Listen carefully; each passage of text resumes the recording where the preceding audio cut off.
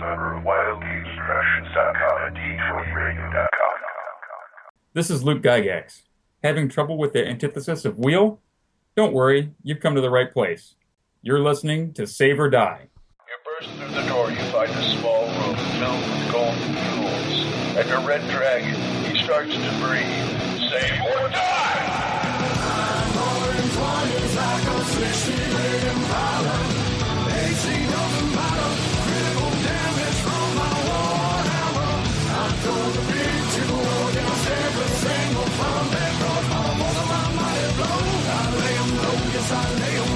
Welcome to the Save or Die podcast, a podcast about classic Dungeons and Dragons. Bring on your goblin holes and band of oaks, hulking zombies and kobolds, and no troll, don't slow me down, oh no. Don't dig a vicious, ever vicious, also man. Okay, gotta wait for Liz. Is the line outside the bathroom long enough? Now, No. now I don't feel so bad for having the bladder of a kobold. Here we are, once again, episode 86, Save or Die. As usual, DM Mike doing the opening. And I'll try not to do my on-the-spot questioning this episode, but no promises. And with me is DM Jim. DM Jim. DM Glenn. Yeah, here. DM Liz. More or less here. And guest DM Matt. Hello, internets. Woohoo! Yay! You know, last time he was on one of our podcasts, I said I was going to call him DM Odinist because we have another DM Matt, but I ended up for the rest of the show calling him Matt, so we'll just call him Matt. So there. And now you'll call him DM Odinist, because you're Yeah. saying you'll just call him DM Matt. Anyway, this episode we're going to be talking about Matt's module, Minds of Valdhum. Valdhum. Valdhum. Valdhum. Valdhum. Okay. Yes. Okay, hang on. Are we doing that? Do not ask for who. The bell Valdhum. tolls. Are we doing that thing where we're going to review a product again with the author right here on the show with us? You got Yep. it. That cramps my style, man. Aw. Well, Matt, close your ears. Go ahead. Okie dokie. Well, we are also going to review Fat Dragon Games paper minis props, and he's not here, so That's Okay, true. 2 dragons for that one. What? Yeah. We've got two very little dragons, we got two little of the white ones. we got two in the Mountain King to review on that. That was the set that you used? That was part of the set we used, and Matt used parts of it in his game, and we will get his view on it too.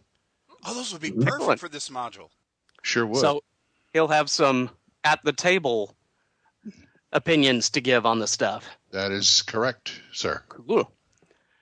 All right. But as we usually do, we're going to talk about what we've been doing in gaming since our last episode. And we will start with Glenn. Oh, just yesterday killed a mummy and some rat men. That's about it. Yeah. No. Killed a mommy? A mummy. Oh. A I was dwarf. about to say, dude. A dwarf mummy in Matt's game. A dwummy. A dwummy, yes. And we found out how bad rattans can be. Rattans are Skaven from Warhammer converted over to Labyrinth Lord. It's been a long time since I played Warhammer Fantasy Roleplay. I didn't realize how bad they can be. Disease-carrying bites and claws and things like that, which didn't bother me, but what bothered me was they were AC3.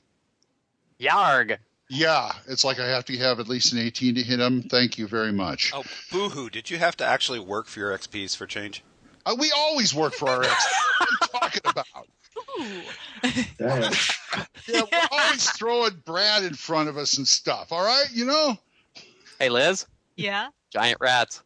Ah! No. Yep. Oh, man, these things were not easy. Matt just berated me today about, you should get more mixed into the fight. And it's like, I just got a ranged weapon, okay? What's your character? Cleric. 5th level cleric. Ah, with a ranged weapon? Yeah, I have a light crossbow with blunt bolts. Oh, kind of like rabbit blunts. Yeah, I carry around some fireplace soot in a bag so I could dip it in there and then hit them. So they got this big mark on their head and stuff, so I can see where I hit them. Kind of like tag. Dude, you said that. Hey, Jim. In my head, I got a picture of those green arrows that have like the boxing glove on the end. Love to do that, Matt. Yeah. Setting fire to things is not shedding blood. And also, from Jason Cranch, I got some stuff in the mail, some Thunder Rift stuff, and a TNT module, and my third copy of the Rules Cyclopedia. Woohoo! I haven't decided what I want to do with it, and give it away or keep it, but it's going to get signed at North Texas. So, I got we all got this, but I got the hard copy of the 7 Voyages of Zylarthen. Well, you got the hard copy. Yeah, we've got that's what I'm saying, which we will probably review somewhere down the road. Yeah, they look nice. Anyway, that's it. Okay, Jim. Oh, dudes, I am such a loser. well, yeah, but I'm such a loser. I haven't gamed. No. That's what I was about to say. I am Mr. The Game Goes On No Matter What, and I had to cancel my Mutant Crawl Classics game last night because I have been chained to my desk and my drafting table for 2 weeks getting Gary Con stuff done. It's con season. I understand that. But it's all for good cause. There'll be 5 pages of Marvin the Mage comic in the events guide, a 24-page comic they're going to give away in the swag bag, and that Dave Trampier Monster Manual Goblin I put on Facebook, that's going to be on the Stadium Cups, and the D6 on the 1 pip is going to have the Demon Head idol from the Player's Handbook. How cool is that? Wow. Sweet. I want one of those. Tell me they're at least letting you into Gary Con free for that. Yeah, I'm one of the guest people. Cool. For some odd reason. Nice. No, I volunteered to help out this year because I wanted to give back because they started having me up there as a guest 2 years ago, so they invested in me early, and I'm just trying to pay back and help it be all about celebrating Gary's life because that's what the whole con's about. Yeah, excellent. Well, hopefully once you get your head above water, as it were, you can get back to doing some gaming. Next week. Next week. Okay. Liz? Well, we're doing our weekly 2nd edition game. Pretty much finally wrapped up the whole big storyline with the undead pirate and all of that stuff. Thank God. So, yeah, it was a fun story, but I think we were all starting to get to the point where it was like, can we just finish this finally? Yeah, this story arc has lasted about a month or two over a year. It's like you're watching a movie and you're thinking, this is a really great idea and a story, but the movie went on for maybe half an hour too long. So basically, that's kind of how we felt about the game. You guys have been playing You guys have been playing in a Peter Jackson movie. Then. Pretty much, yeah. Pretty much, yeah. It's like, okay. Ending fatigue. So yeah, we finally did all that, and everybody's leveled up, and we're getting ready to do the next big story now. So we're kind of in a holding pattern at this point. We're getting all Temple of Elemental Evil. Ooh, what level are you guys up to now? 7th. Yeah, I'm 8th level now, so we're all either 7th or 8th level. Sweet. I think the mage is what, 8th or 9th? Yeah. Yeah. Good. What about you, Mike? Well, since Liz didn't mention it, I will. Part of the ending, after killing the undead pirate, we were going to the lawful good temple, or they were. My elves stayed behind. They went to the lawful good temple, and they did the whole end of Star Wars thing. Everybody getting called up for given rings. And these great rings were supposed to give permanent protection from evils. Wow. And Jonathan, the magic user, gets up there, and the high priestess gives him the ring protection from evil and starts going, "It bends! It bends!" Or like, oh my god. I have a 10 just charisma.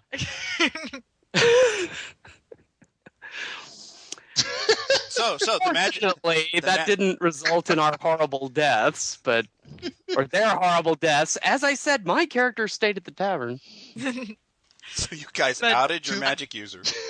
You want Unfortunately, because his character stayed at the tavern, Mike's character also missed the incredibly fun games of sport that the Temple of Lathander hosted later that day, and our paladin decided he was going to enter into the games, and he wanted to joust. Okay, first, However, I got to insert my gripe against proficiencies. I was going to mention that. Okay. Yes. Well, the guy playing our paladin, his name's Preston. Anyway, he thought he would game the system by, since in second edition, and Glenn, you can tell me if I'm getting this correct, but as a paladin, if you have your favored mount, you automatically get the effects of having the proficiencies of riding land-based animals, that sort of thing. I have to say yes. Yeah, it comes naturally with your favored mount. Well, because of that, he thought, I won't bother to purchase those proficiencies because when I have a favored mount, I will have them automatically. He does not have a favored mount yet, though. Mm-hmm. So he doesn't have land-based riding or any kind of animal husbandry or anything like that. So basically, he's a paladin who knows crap about horses. So he's gone to the stables to choose a mount from the stables of the temple to ride into battle. Now, he's got lance as a weapon proficiency. On foot, but he doesn't have riding. Okay. So the DM, who's his older brother, says, okay, you're looking over the horses. You want to choose one. Give me a wisdom roll. So he rolls, and he rolls a 19 and totally fails. So he picks the worst horse in the entire stable, an ungelded stallion that they keep primarily to, keep up bloodlines and stuff. I see you Bloodshot selected. eyes. Oh. Yes. The horse's name is Widowmaker. So he gets on the horse. It takes 4 grooms with ropes to tow the horse out onto the field. And he's strapped in so that he can't fall off. Because he can't ride. So the flag goes down, or whatever it is that they do. The horse is released. He starts running, takes a 90-degree turn, and just goes off the field, jumps over a fence, and starts riding hell-bent for leather into town. And the paladin is just hanging on for dear life, trying to get the horse to stop. Where Mike's character's in the tavern go, what the heck is that? No, I'm no expert on the rules of jousting, but that's a default, right? Yeah. I think the other guy won. And so the paladin, to get the horse stopped, starts punching it in the back of the head with his gauntlet. He's punching the horse in the head with his gauntlet. And the horse is trying to get rid of him, but he's strapped in so he can't come off the saddle. But he starts doing that horse thing where he goes low hanging signs and things to smack into him as he rides underneath them. And it was awful. And finally the horse falls over and decides to roll with Preston strapped in. Ugh. And Preston gets a leg broken, and my cleric is riding after them. He did manage to cut himself free of the saddle, though. Yeah, but by the time I follow the swath of destruction through the town and find where they are in this alleyway, Preston's paladin has cut himself free of the horse. He's got the broken leg. He's using his lance as a crutch to stand upright with. And the horse and he are just kind of staring at each other, some sort of Mexican standoff. And long story short, they apparently had a male bonding moment because of all of that. And Widowmaker is now favored. His bonded mount. Yes, his bonded mount. 15 XP of damage and a broken leg later. They bonded. What did you say, Matt? I said that's awesome. Isn't it? That was just... Like, so you two beat each other up and now you're friends. Okay. Once in a while. It's Miller time. Yeah. Once in a while you feel you're in the wrong game. That is the essence of old school there. All that got role played instead of just, what do I have to roll to get my mount? Yeah. Yay. You mean like Find Familiar? Oh, boy. Well, that sure sucked the air out of this room. Well, Matt, unless you're anything else, Liz? That was all the really interesting bits I could think of. Matt? Yeah, same here. Of course, Angry Monk's game has gone on hiatus while we're all trying to get our scheduling up again. So, DM Matt, what have you been up to? Well, I've been playing Dagger with my 5-year-old here lately, and that's been a blast. Oh, cool. Yeah, he plays a lot like Brad. He farts on things after he defeats them. So. Nice. It's pretty awesome. If we let him get away with it, Brad would. Yeah. On Thursday, we had our Star Wars game that Glenn's been playing in with us. Yep. So that's been awesome because I'm playing a Wookiee. So I just have to make a bunch of loud noises whenever I'm RPing. He's already pulled one arm out. Yes. Yeah. I used... we got attacked by a group of bad dudes, and I used one of their own to beat up the rest of them. So it was pretty awesome. It's officially badass when you beat a guy to death with another guy. Exactly. Yep. And then on Saturday, I killed Brad again. So yes. He is now playing another gnome, Mike. Yay. With a monkey. Well, of course, with a monkey. Because he's a pirate gnome. Yarr! Captain Hook Nose. Yarr! That is a fun game, no matter what you say, Jim. Okay, Dagger, just to clarify for listeners, Dagger is... it's a really stripped down BX for playing with kids. Okay.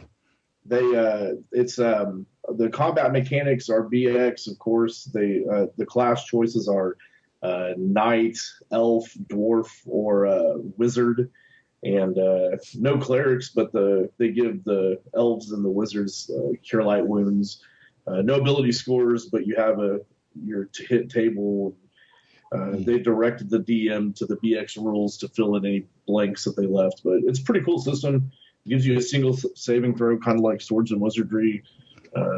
It's generous with XP, and it's I don't know. It's really good for kids. Like I said, I've been playing with my 5-year-old, and it simplifies the mechanics enough that he has no problem with it. Is there an age range that it's recommended for? Yeah, I think they say like 4 to 12 or 5 to 12 or somewhere in there. That's awesome, sir. Judge Job over at Spellburn plays Dungeon Crawl Classics with his 5-year-old, and when he tells us a story, sometimes I don't know whether to call child services or not. Man. Damn. So it's awesome there's a game like that. I take it no punches are pulled when he's running the games for his kid? Like the monster rips their heart out and he has them describe it to him. It's something nice. Like that. But it's awesome. Here's my description. Ow. Dagger sounds awesome, though. Yeah. It's pretty neat. Yeah. And he's been killing us in our Labyrinth Lord game, so. Just Brad. Cool. Just Brad. That's true. That's true. We came close. We came close last time. I kept seeing TPK in my head. I was trying. I know you were with those ratting. Oh, boy. Stock up on the healing spells. And I had something like 6 to 8 vials of holy water I made myself. It's like, wow, I could do this now? Cool. What level are you? 5th. Oh, okay, yeah. We're using Labyrinth Lord with Advanced Edition Companion, so there's some 1E stuff in there, and found out I had more spell slots than I thought I had. Better than finding out the alternative. Yeah, it's 542. Yeah. We were talking off air about Matt maybe being too easy of a DM, but I've decided it's probably the way Glenn tells the story wrong, because he just shows up one episode and goes, "Hey, our DM Matt gave us 100,000 experience points, but didn't explain why, or that you took them back after the adventure was tested." Oh, no. So we're just sitting there going, "Wow, 100,000 free experience point. I actually didn't take him back. I let him keep it, and since I got him up to that level for that adventure, it let me kind of bring it into the campaign. They were finally strong enough to fight the big bad. So I let him keep it. We ended the campaign, and I made him start new characters, so they were level 1 again, and it was easier to kill them. There you go. Okay. So did you just start an entirely new campaign, or did the old characters kind of go into NPC status? Yeah, no, the old characters are still there. I haven't used them except for one. One of Brad's first PCs from way back before Glenn was even with us. He has returned as the new big bad in our current campaign. So There you go. I'm going to use Brad's own character to kill him, so it'll be pretty Isn't that great? Oh, adding insult to injury. He's kind of partially justified, so. Oh yeah, it's like one of those characters they play or one of those PC players play their PCs like real jerks or doing all these horrible things. And not a jerk. well, gee, it's not quite as cool when it's now the NPC messing with you. Well, Brad's the kind of guy who's like a dog with a bone. Even if it's to our advantage, he will let it go. So he tends to some of it comes to him naturally. As long as he's equal opportunity about it, I suppose. That's true. yeah, I'll kill any of them. I have no problem with it. Yeah. Excellent. Just okay, fine. All right. I got to keep that in mind. I forget that every Saturday. I got to keep that in mind. Keep what in mind? Anybody can die at any moment, just like a horse. Yeah. All right. Well, let's move on to emails, which I think we have a couple. Just a few. We're going to have to do an email show soon because we got a mountain of them in the account. Lay it on us, Liz. All right. Well, our first email is from Farm Code Gary. Aye. Woohoo! And Gary writes, "Hey, Sodcasters. Just had my first few sessions of basic D&D this Thanksgiving weekend. That should tell you all how backlogged we are on emails. Anyway, having spent only a grand total of about an hour and a half playing newer editions in the past, I ran Labyrinth Lord for my brother and a friend, running through a few small dungeons. We all had fun, but both of my players feel the game is way too lethal and that it takes too long to get to second level. We lost 13 level 1 characters in about 11 hours of play. We created 16 in total. The players were each running multiple characters, with the party size usually around 5 to 6 characters at a time. I was pretty generous about letting them hire or recruit or rescue new characters. After a while, I let new characters start out with a minimum of 3 hit points, and gave a saving throw versus death, adding the current hit point to the roll to see if characters were actually dead or just severely wounded. Still, the body count kept racking up. My question is this level of lethality normal? If not, what am I doing wrong? You're not How doing many anything hours? He's not playing DCC.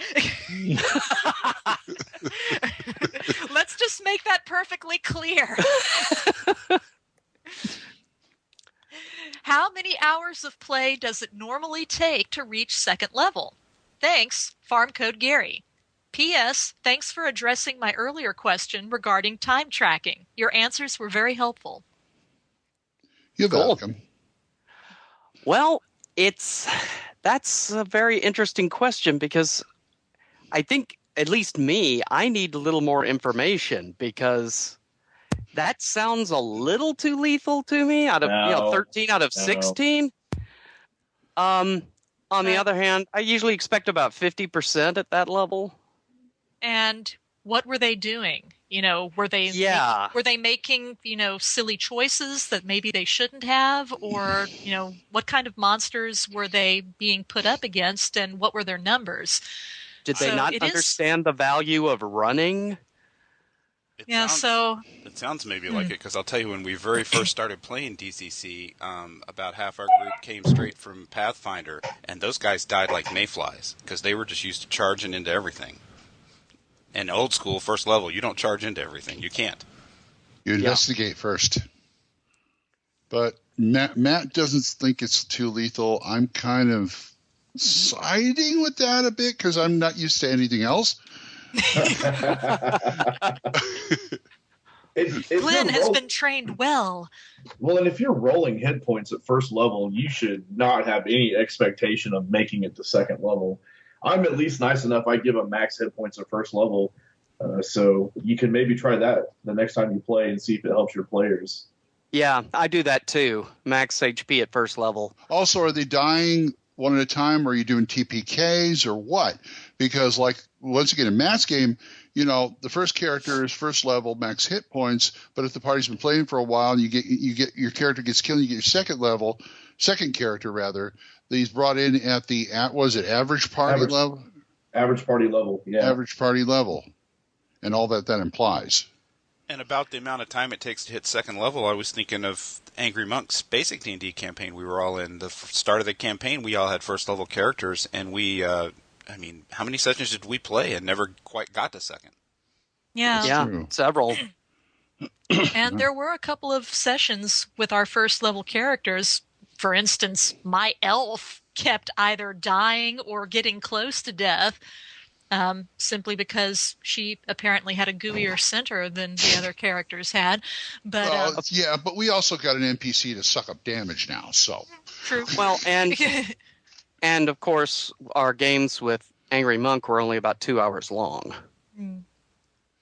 That's part of it too. It's not only a matter of, how long, how many games you're playing, but it's also how long is each game, roughly. That's true. Well, in terms of advice, Gary, I just tutor the players on how to go out on an adventure at first level in Labyrinth Lord, which is you pack everything. You've got your 10-foot pole, your flask of oil, your mirror, your garlic, your iron spikes. You take it all with you. That stuff will save your life. 50 feet of rope. And don't just assume that if it's an encounter, you automatically have a 50-50 chance of winning it. Yeah, sometimes you just have to run. Yeah. Sometimes you'll run over them, no problem. Other times you'll have to run like scared little girls. Yeah, and if he's playing the monster or whatever it is, special abilities right, you're very, very smart to either be cautious or run. Mm. So, yeah, especially with strategy for the monsters. That happened to us. Oh. We took care of a few zombies, no problem. We're feeling pretty quirky down the second level of that dungeon, and then that spider almost kicked all our asses. Mm. Yeah. Yeah. Oh, speaking of which, Matt, tell them about your mummy dwarf. You'll like this. Mummy dwarf? Dwarf mummy. I've been wanting to sick a rust monster on them for a while just because they're hilarious. But I didn't want to make it obvious, so they fought that dwarf mummy. And instead of having mummy rot, he would rust their stuff when he hit them. Mm. Nice. Mm. They did not see it coming. Yeah, Jimbo's armor just fell off him. All of a sudden, AC 9. Ah. That's a bad day. And that is both better and worse than regular mummy rot at the same time. Yes. Well, okay, you're not going to rot horribly, but at the same time, there goes your crap. Yeah. So, yeah, hope that helped, Gary. If not, write us back, give us a little more detail. Maybe we can help a little better. Alrighty. Our next email is from Michael Pace. Hi, Mike. And Michael writes, after hearing you guys briefly talking about the Gazetteers and the mention of Bruce Hurd, it got me thinking that you should have him, Bruce Hurd, on the show. He is about to run a Kickstarter for his new campaign world, Kaladar. At this point, I imagine the Kickstarter is over. It's almost certainly over. Yeah. Because, again, this is a very old email. Here is a link with more info to the Kickstarter, which is almost certainly over. But anyway, he goes on to say that his world of Kaladar reminds me very much of Mystara, and he even has a new airship, the Star Phoenix, a la the Prince Ark. Thanks for mentioning Sanctuary and Thieves World. It brought back a lot of memories as I used to play in a D&D Thieves World campaign using the Chaosium original box set. It would be great if you reviewed this supplement also. If you are not familiar with it, it details the city of Sanctuary from the Thieves World books, describing notable personalities of the city, and provides tons of adventure hooks and a bunch of great maps of the city. A really interesting thing about the stat blocks in the books is that they are done multiple times for a number of game systems that were popular at the time, including, and this is a long list, AD&D, Adventures in Fantasy, Chivalry and Sorcery, Dragon Quest, D&DM, I think he meant D&D, The Fantasy Trip, Rune Quest, Traveler, and Tunnels and Trolls. Yeah, it was the Traveler that always kind of floored me. Traveler? I really love your podcast. Keep up the good work.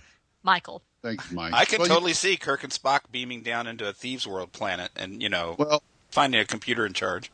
And taking You are not of the body. and taking a page out of Full On Gamer's book, you can reskin anything for anything. I could see somebody reskinning that in space.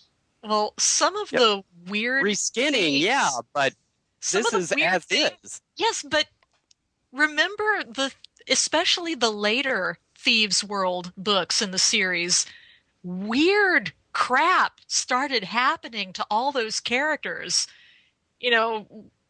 Once you get to the tail end of the series of books, it wouldn't be that big of a jump to have one of them suddenly in outer space. Although I think a better... Go ahead. Oh, I'm sorry. I was just going to say, Gary Gygax was a smart man because that in the Player's Handbook, that chart of all the multiverse and all the planes includes alternate prime material planes where you can put any game system you want. Boom, off you go. That's right. And they have. Yeah, although with those later books, Liz, I would think... Now, you see, they shouldn't... Maybe Traveler wasn't the best game to put in there. Call of Cthulhu should have been in there. Yeah, well... Although it's a Chaosium system, you don't really need to... That's true. It's BRP, so, yeah. The old Thieves World was from before Call of Cthulhu. Was it? Yeah, we should do a show on that. Okay. Okay, cool. Any other commentary? Thank you, sir. Oh. Yeah, as far as Bruce Hurd... when we get around to the Gazetteers, maybe we can check into that. That would be cool. But Bruce, if you're out there, it'd be nice to show up to North Texas RPG Con and of course you're listening. Yes, naturally. So anyway, I believe this Mr. Lesser Gnome said we were a juggernaut in the OSR community. So I know Tim Cass doesn't listen to this podcast, and I can prove it. You ready? How's that? Okay. Ask me how I'm getting to Gary Con. How are you getting to Gary Con? Oh, I'm driving Miss Daisy. He may not listen, but I would not be surprised if somebody told him about this. So, thank you, sir. Yes, next email before I get in more trouble. All righty. And our final email for the episode is from Chris Modek Halverson, otherwise known as DM Troubadour. Woohoo! And he writes, "Hey, Sod friends. Just a quick note hoping you all survived the storm. We're here. We just got hammered with 30 plus inches of snow in 3 days up here in Duluth. Yarg. Duluth. Yeah. I'm never sure where the emphasis is sometimes on the... Yeah, they talk funny up in the Great Lakes. Hey, they talk funny in the South, too. You guys talk funny. Anyway, so it says, plans for my attempt at a D&D time machine, or something akin to the Cincinnati Retro D&D League, as discussed in my first email to you guys, read on air in episode 77. We are rolling along nicely. Good. The plan is to begin on January 25th. Write us back and let us know if that happened. Yeah, how's that working out for you? This email's like a time machine. I know. We should call our next email episode that email time machine. You got it. Anyway, January 25th, 2014, the generally accepted date, according to your friend John Peterson, that the Little Brown Books debuted as an actual product 40 years ago. Yay. If you will remember, the idea is to run a campaign using only the 3 original books at first, then adding the supplements and additions from Strategic Review, The Dragon, and other sources in the order they appeared chronologically.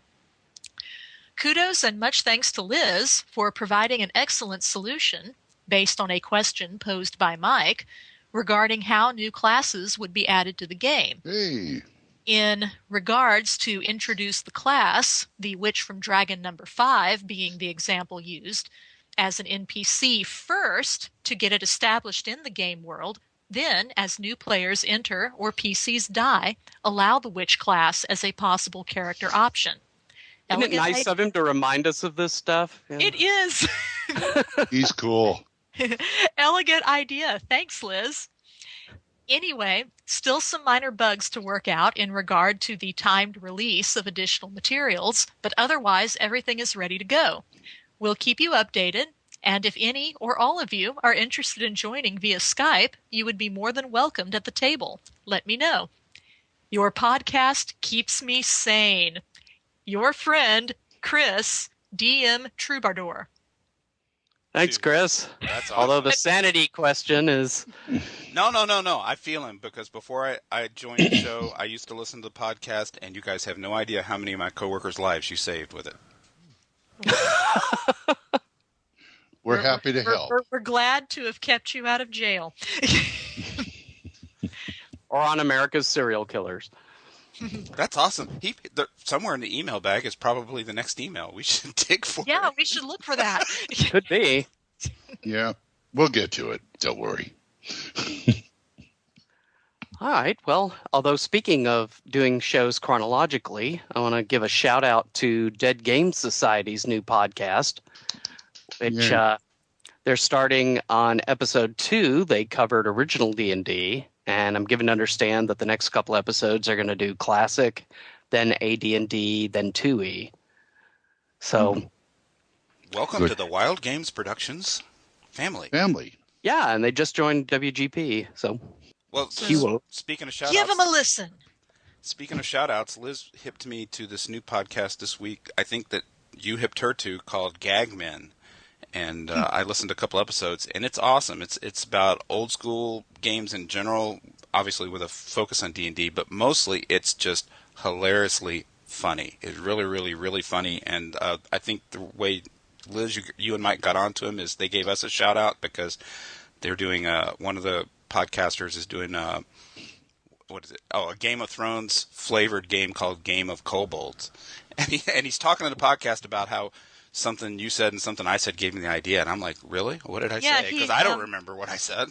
Yeah, because Corbett, he wrote to our show several episodes ago, and we read his email on the air, and he was talking about wanting to do a campaign based on Game of Thrones because all of his players were just really, we love Game of Thrones.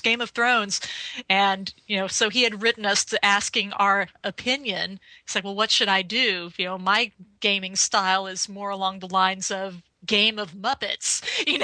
They want Game of Thrones. Help me. And an image of Fozzie Bear on the throne comes up.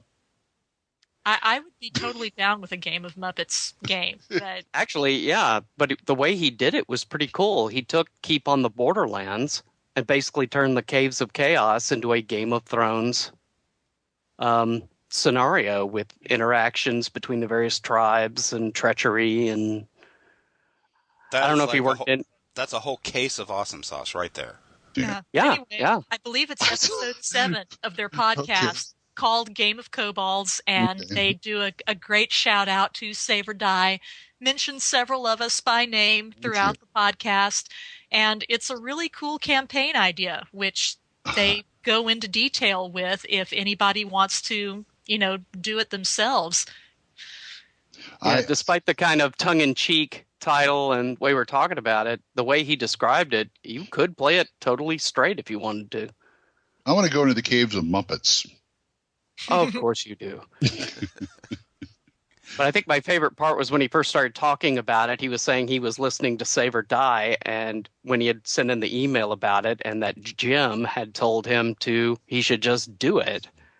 And then on the show it said, well, I heard, and then you hear this big, deep demon voice going, I am the demon spawn. You will do as I command. And that's what I heard from Jim. I can't help being old and learning to play the game when there wasn't anything. There weren't any campaign settings. We had to make everything up. I told you cigarettes will turn you evil. Is that what does it? I think so. I smoke fine cigars. I don't know what you're talking about. Oh, then you're lower planes of hell, pal. We don't smoke at all. What's our excuse? You smoke, Matt? No. No. Oh, come on. My mic. No, not anymore. I have an e-cig though. Yeah. So it's electronic evil. Yes. Yeah. Digital evil. Well, it's not tobacco. He doesn't smoke tobacco anyway. Modern day evil. So say marijuana would be okay. No, that stuff's illegal. Well. Unless you go to Colorado. But wouldn't that make you evil then? Oh, yeah, I guess so. But if you always want to find beer, come over to Matt's house. It's true. He gets some of the... Wow, Glenn, you're very free with Matt's beer. Everyone, come to Matt's house for I'll beer. tell you, not me, but like half the game, it's like, oh, I just got this new stout here. Okay, fine. I'm waiting for Matt to work it into the game. I just had the best idea. Did you see that story about the Girl Scout who set up her cookie stand right in front of the medical marijuana place in Colorado? That's 117 boxes. That's how you introduce people to basic D&D. You set the game up on a table right outside one of those stores with cookies and Coke and potato chips. This is what gamers do for everyone. That's right. This is what gamers do. They got the munchies. Okay, sit down and imagine this monster I'm going to describe to you. Whoa. Dude, you're freaking me out. The Save or Die podcast does not endorse the use of illegal drugs. I swing my sword, man. That's right. Okay, this is getting away from us here. Yeah. If you have emails, folks, send it to saveordiepodcast@gmail.com. That's right. Or if you want to send a voicemail that we will actually play on the show, you can send it to 903, or you can dial to 903-536-3763. And I guess barring that, unless anyone had any final things, we'll cut to some very important announcements, which are vital to solving the chaos in Ukraine. Woo-hoo. And now we're going to move into our segment of basic impressions. After these words from our sponsor. Or someone, anyway. Yeah. So you guys are in the Misty Mug. What are you doing? I am buying a Bloody Mermaid. We're blind, as always. Sunshine comes out from the back. She actually needs some help with the problem. What problem? There's rats in the cellar. Oh, God. Giant rats, I presume? I don't know. Do you want to go check it out? So you guys make your way down into the cellar. Sure enough, amongst the crates and barrels, there are 9 giant rats. Remember the last time we fought giant rats? They nearly killed us. In the nest of the giant rats is 2,000 copper pieces. 20 gold. One's copper. It's 2,000. We came here to help Sunshine with their problem. We had to fight the giant rats. Initiative. Check out the Delvers podcast at burnedfx.com. Wonders that defy my powers of description. The secrets that are mine alone, but which I would be willing to share with you. To do then now would be retro. To do then was very nowtro, if you will. It's coming. What? The idea, the spark. I got it. Basic impressions. Hello, this is DM Kojo, and this is my basic impression of my son Chase's very first Dungeons & Dragons experience.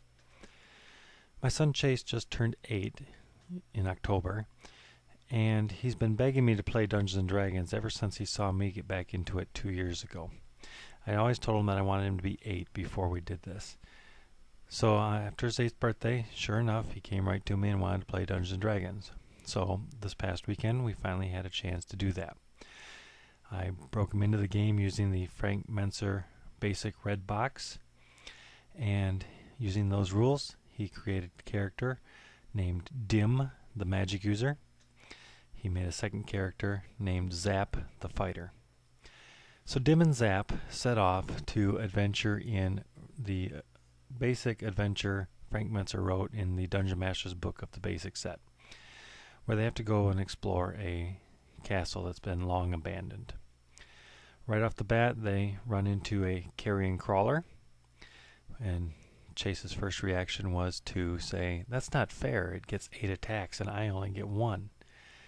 But he defeated the carrion crawler, entered the castle through the side hole in the wall, fought off 4 kobolds, elected to charge the kobolds as opposed to using missile fire, defeated the kobolds, and entered the inner building.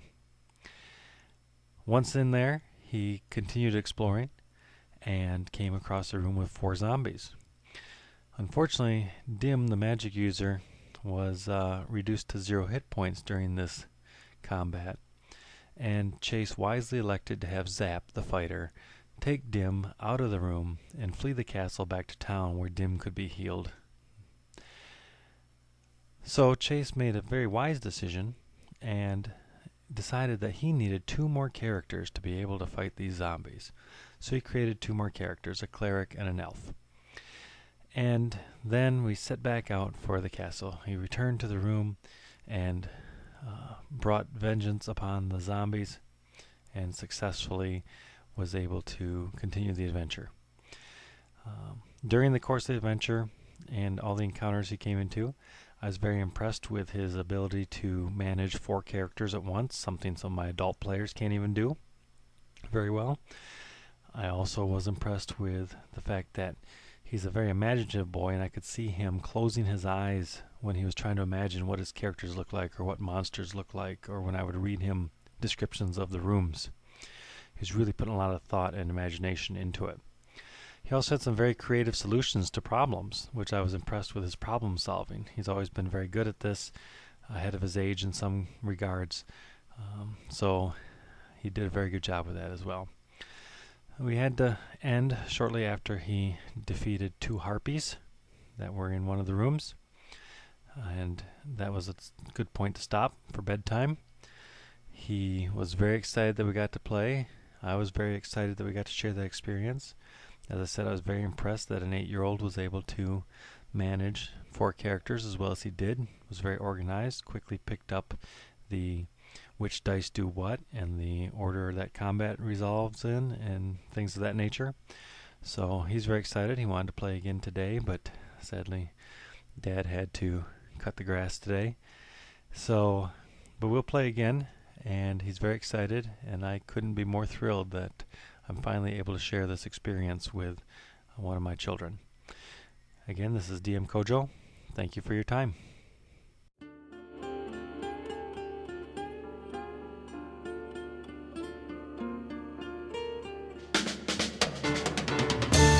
The Save or Die Top 5. In 5, 4, 3, 2.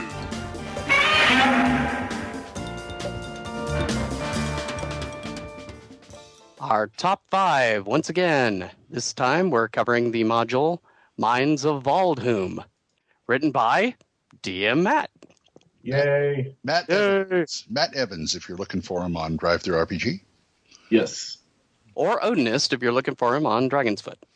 Or anything else. Yeah. Where this fine product is available for the low, low price of $6.66. Ooh. It's so cheap, it's evil.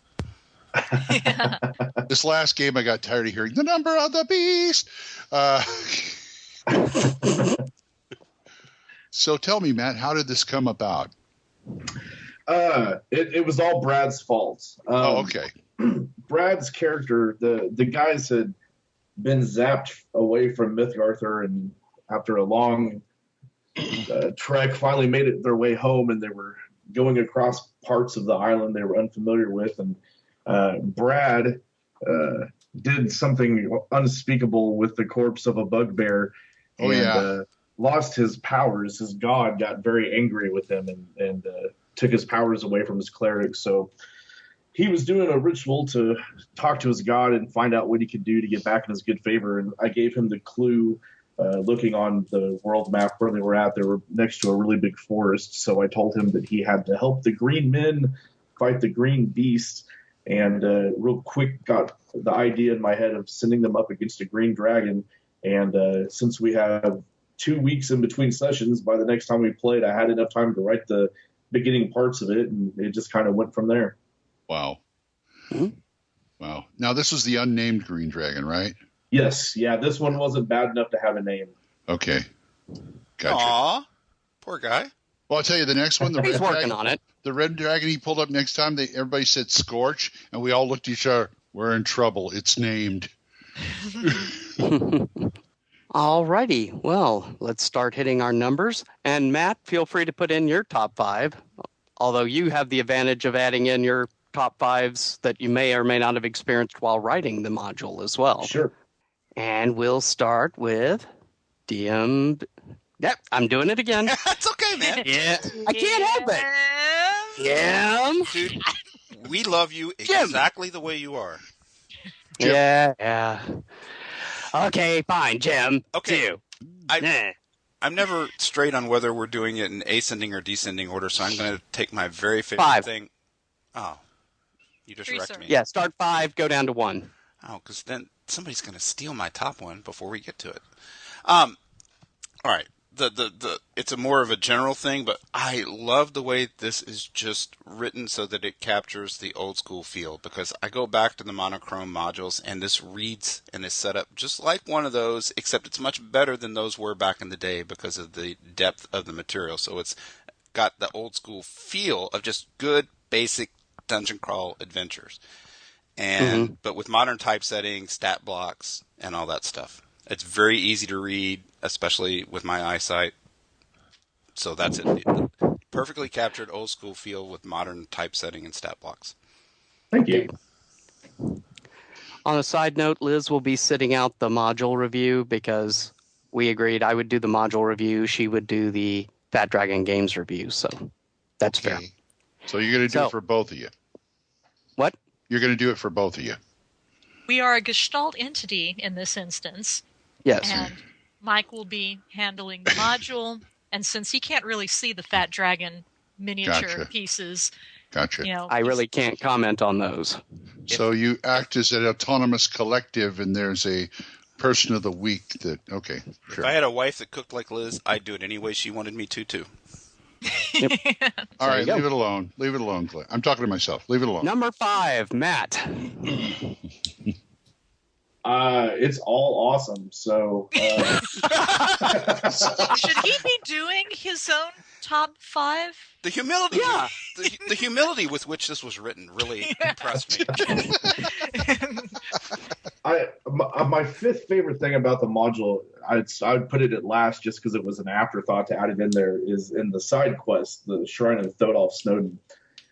There's a room with the invisible walkway that leads across a big pit, and whenever I first ran that dungeon for my players, there's a Karyated golem previous in the dungeon, and I figured they would have taken the dust after it is destroyed and sprinkled it across the walkway like Indiana Jones, but they didn't do that. But one of the players, after they tried all sorts of stuff trying to figure out how to get across the room, he just got really fed up and said, "I'm just going to pee into the pit." And so I told them that it started, puddling in thin air right in front of him, and they took the cue, and the party took turns peeing their way across the walkway to the other side. That was before Glenn joined us, so he didn't get to experience that. I think I may have missed that session. The number one solution in follow the yellow brick road. Now I know why I don't recognize the side quest. Follow the yellow brick road. That was good. Okay, Glenn. Number 5. I love the feel. I also love the fact that you give me monster stats as they appear. I know I've seen some works where it's like, oh, see the monsters in the back. Well, that's fine and dandy until you're like in the heat of play. Huh. You may have it written down here, but if you forget one, it's like, oh, wait a minute.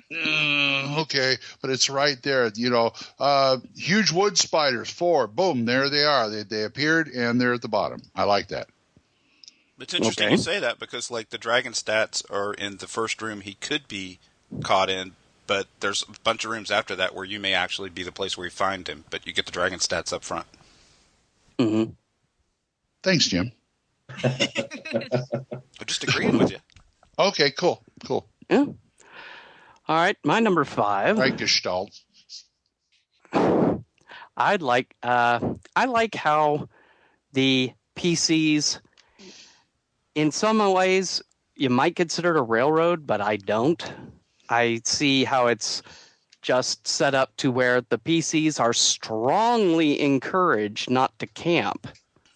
But if they do what PCs usually do and decide, I'm going to do what I'm going to do, I don't care what anybody says, you've got plenty of ways to punish them for that. And we did. So it's not, if you really want to camp, sure. But when they find the bodies later. But anyway. Yeah, we left a trail. Number 4, DM Gem. Well, you almost kind of stole mine. I'm going to say werebears just because I'm dyslexic. What are they really called? The Bjorn bears? Bjorn bears. Okay. Yeah. Oh, hey, I pulled it off. I just like that whole setup where it's one of those things where the players, like Mike said, if they pay attention and follow directions, and even there's another path where they could help those guys out and make allies with them, there are all these good things that can happen.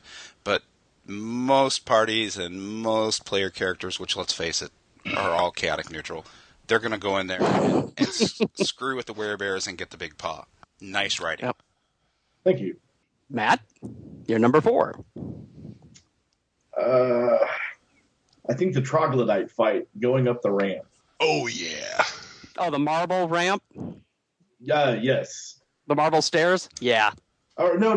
The marble stairs were on the level 4. This would have been in the caves with the troglodytes. Throwing rocks and stuff. There's a ledge that goes around one side of this big tower. Yeah. Okay. As they go up, there's 3 points where trogs break out of the wall, and the whole time they're being pelted with rocks from the ones on the ledge. So yeah. That was a very fun fight when it played out. It was. Yeah, when I mentioned earlier about monsters using strategy, that's a perfect example. Did we lose anybody off that ledge? No, you guys actually did a really good job with that fight. Oh, thank you. Okay, Glenn? I liked I don't know if this is indicative of the module or just of Matt's campaign. I do like the old Norse feel of it, the Germanic Norse feel of the whole thing, because Matt proved to me that, yes, you can have a Germanic Norse campaign and still have pronounceable names. So it's just, the pikes and the werebears and he throws their usual stuff like troglodytes and stuff there. But it's just, the Temple of Loki, classic, really good stuff. And just the names like the Nordvald and things like that. It has really good old, not just old school, but like old Norse feel to it. That's what I was going for. So. Exactly. Yeah, it had some good stuff there. Although I did notice that he played a little bit with the relationship between Loki and Odin to keep people on their toes. How so? I remember at one point you were dealing. There's a description of Loki and Odin becoming blood brothers. Yes, that's actually in the Eddas. Okay, but I thought Loki was the son of Odin. No, they were blood brothers. And the giantess. Loki was an adoptive son. No, but I'm almost positive in the Eddas, whenever Loki was first brought in to be with the gods, him and Odin had become blood brothers. I don't know. There's a lot of weird relationships in the Norse, Eddas. So Matt, you're exactly right. Yeah, well, most mythologies aren't big on consistency, so yeah, good point. Sure. Mike? Anything else, Glenn? No, I'm done. Okay. Mike? My 4 is I like the side quest, but not only the dwarven mine, but then the eventual, it's technically a layer of the mines, but the side adventure into the hunting hall. Or I thought was kind of, the hunting lodge for the dwarves was kind of cool. It kept things interesting from being just, a ubiquitous dungeon crawl. Sure. But still kept the feel of a dungeon crawl. So it's almost like the old Gygax and Kuntz, each level of Greyhawk having a different theme. It's like that, except it's really well integrated conceptually. Yeah, it's not. It makes sense rather than, let's face it, a lot of the Greyhawk stuff, which really didn't. Well, I'm not banging on Greyhawk, but I mean, there's not like suddenly an Alice in Wonderland level. I mean, this mountain is tight. Or the living room where all the furniture is alive and does stuff. Nothing wrong with that. It's just for my personal taste, I prefer a little more consistency to the levels, at least having a rationale for their theme. Right. All right, number 3. Jim? I'm going to focus on a single encounter. I don't know why this encounter spoke to me, but I love the pool that has both a giant catfish and a helm of alignment changing. It's like, okay, giant catfish, and you have to get in there, dive for stuff before you find the catfish. Then he finds you, and you beat him to death, and you get some pretty good treasure. And then you go, oh, a magic item. Doink. And then you find some halfling bones down there. I mean, maybe it's from growing up in Kentucky, but giant catfish just had old school written all over it to me. You mean we can't get like a giant in there and go noodling? No. And if I remember correctly, I think I killed Brad with that catfish. That was his third character, I think. Third character in Valdhum. Yep. Yeah. If you had a halfling or gnome in the party, you know that the one way of fishing for catfish is to ram your arm up under there and let them swallow it. So you could just take a halfling and dunk him in and get him that way. That's noodling. Yeah. Hey, Liz. Like that meeting we were at today, this guy was talking about when he was a little kid, his grandfather hunted crocodiles and would have him, when he was 8, go and swim around in the water a while and then say, hey, come here a little minute, and then pick him up and go, no, you got to stay in the boat. The gators are out. It's like, you're using your son as bait. Wow, that's... The alligator bait. Anyway. Matt, you're number 3. I think the fake treasure trap. Yeah, baby. The insta kill fake treasure up on the last level that's there with the dragon, the massive pile of iron coins. That's all painted. That's awesome. Well, it makes sense for a smart monster. Yes. And believe me, he plays them smart. They just get really bad rolls. There is almost no behavior you can't bait players into with large piles of gold. I swear to God. That's truth. That is damn truth right there. It warms the DM's heart to have a gang of drunken, homicidal kleptomaniacs with a treasure map. Yeah. Okay, Glenn? Oh, my number 3, Roper, Killer Tree. That's like one of the first encounters you have even before you get to the mines. on traveling on the mines, and to me it was like a signpost. It was like a warning sign saying, "There's more of this coming." Yeah, when I read that about the killer tree, my only thought was, oh, well, that's kind of different. Everybody expects living trees to be, treants and thus good guys. It never occurred to me to make the Roper connection. Oh, yeah. But yeah, Believe okay. me, we almost lost a couple in that one. I think one of them actually ended up in his mouth. Yes. But you guys never thought to dig underneath them and look for treasures, so you missed out on a lot of loot. Obviously. See, this is what I'm loving about the module, Matt, because, if your entire knowledge of mythology comes from Marvel Comics and Peter Jackson movies, you're in for trouble in this thing. Yes. Oh, yeah. On your toes. Which, on a side note, I'd just like to tell our listeners that just for me, Angry Monk, in our last game, put emeralds in the gizzard of our monster that we killed. Aww. Because I kept mentioning, check the spleen for emeralds. Anyway, well, my number 3 is a criticism. Oh, no. And it's probably, it's probably just me. But I miss that there's no rumor table. I know it's an old school thing that isn't terribly necessary, but, you certainly give the rumors. Sure. But they all are pretty much consistent with each other. And to me, part of the fun of rumors is giving PCs rumors that are patently false. So that would have been fun. Fair enough. But of course, any DM can come up with that if they really need to. See. But I was just thinking with the Bjorns running around all over the place and everything, it's like, ooh, you could really set some stuff up here. Or the killer tree. There's a tree out there. If you rub the branches, it will give you a secret about the mines. It'll give you a cookie. That's really mean. Mike, I love how Save or Die podcast that criticism was. Yes, your killer dungeon is great, but it could have been just a little more lethal. A little more lethal. Briark, yeah. Tell the players they'll get a pie if they go in this one. What's a pie? Yeah.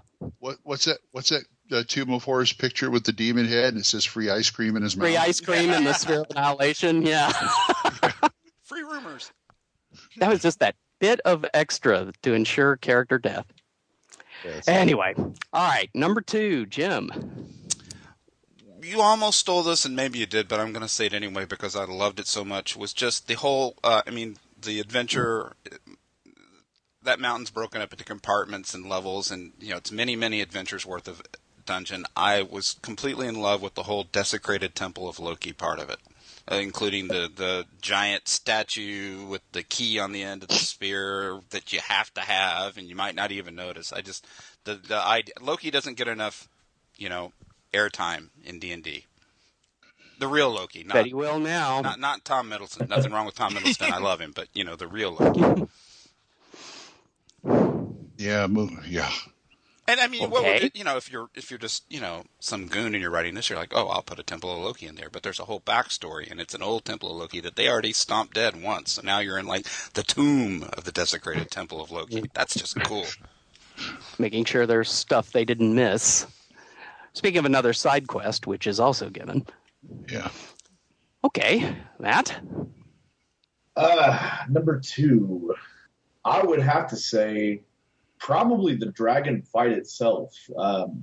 There's so much strategy that the dragon can use depending on where he's encountered and whether or not the PC set off the bone traps that would have alerted him. And he has room to fly if he needs to and wants to drop a PC thousands of feet to his death. And I think it's just a really fun strategic fight. Yeah, I remember reading that about the alarms, and I could just hear players going, oh man, we're supposed to sneak up on the sleeping dragon. That's how it always works. Oh, this intelligent monster didn't think to put an alarm? Come on. Right? But, Basic D&D dragons need every edge they can get, so they're not just XP bags. That's right. That's right. And boy, did we exploit that. We had to actually be intelligent in that fight, and it paid off. No. Yeah, because you guys encountered him 2 different times. That's right. But with the 3 invisible mages with the fireballs and the well, that's the way to succeed in most combat. You have to be smart. That's not going to really kill him, but it's sure going to reduce his breath weapon. Okay. Boy, so that's my first inkling of, oh wow, I can really actually play tactically. I didn't know how to do that before. God, if he killed you guys, Glenn, and TPK'd you, he might have gotten a name. He might have. Well, he was just one party shy. By that much. Well, all right, Glenn. Yeah. Okay. The Dwarven Hunting Lodge. If you've had truck with the bears at the beginning, this would probably make you like on eggshells seeing these stuffed bears and stuff around here, which I lovingly illustrated, by the way.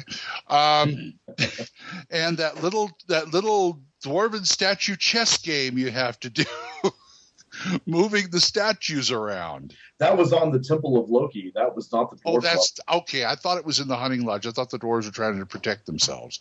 Okay, but anyway, I do love the taxidermy bears and stuff, and it was a lot of fun.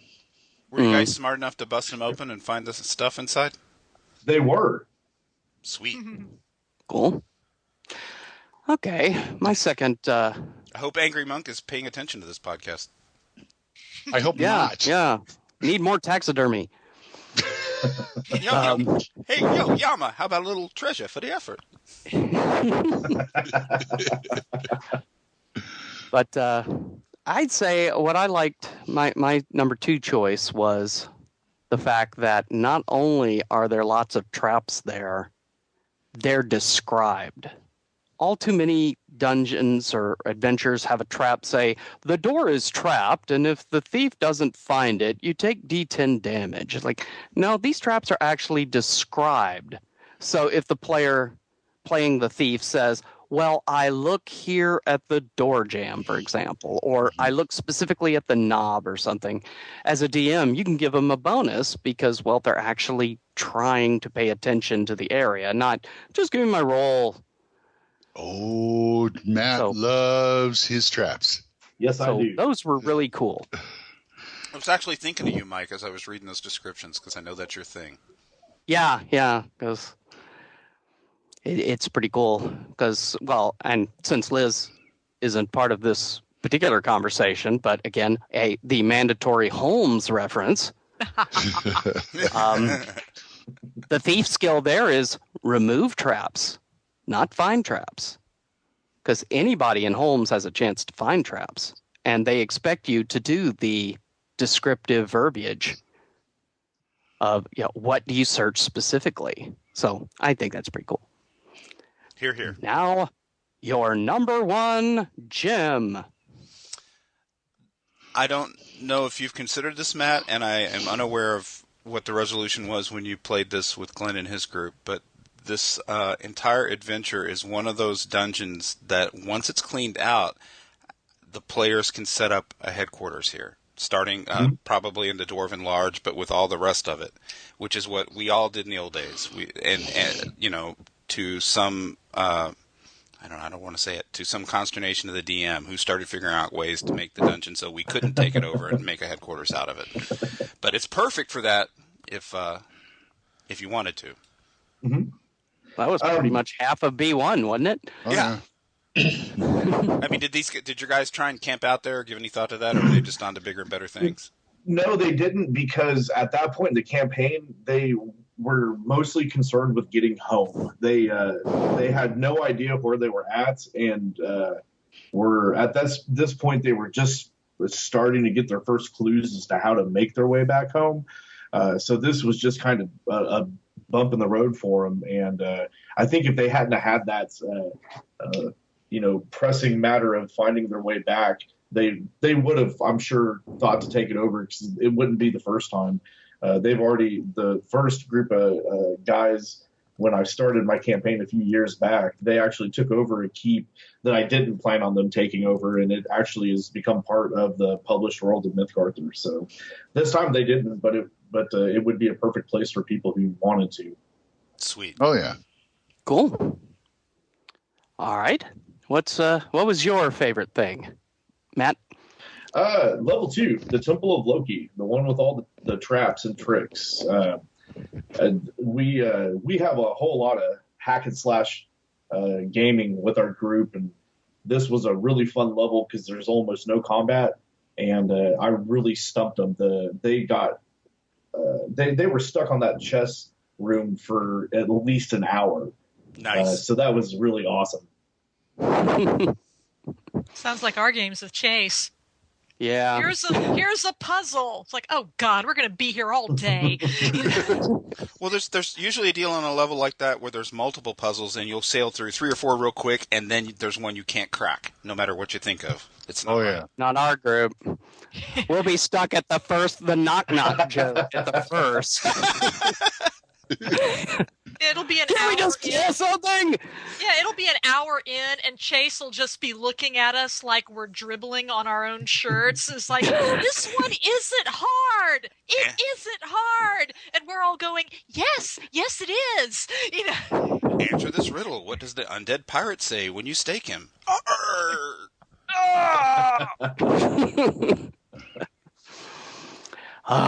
Yep. Okay.